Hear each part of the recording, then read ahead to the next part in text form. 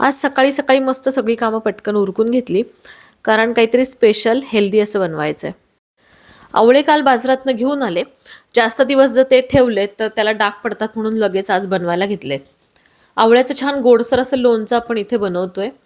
तर यासाठी आवळे जे आहेत ते छान उकडून घ्यायचेत. एक 15 मिनटं मस्त असे उकडून घेतलेत. चेक केलेत, चांगले उकडलेले आहेत.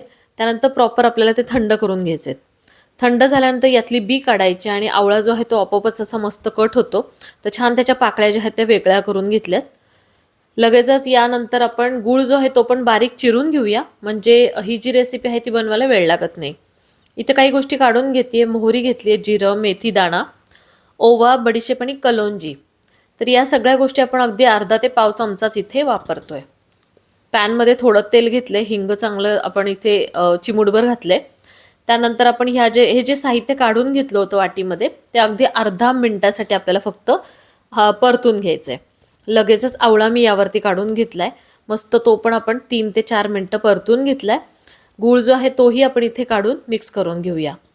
ही रेसिपी बनायला बिलकुल वेळ लागत नाही. आता कोरडे मसाले घालतोय.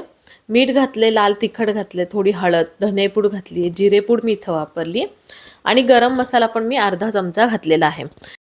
कोरडे मसाले आवडीनुसार आपण इथे घालून मस्त परतून घेतले. अगदी 2 मिनिटातच गॅसची फ्लेम बंद करून आपण हे थंड होऊ दिले.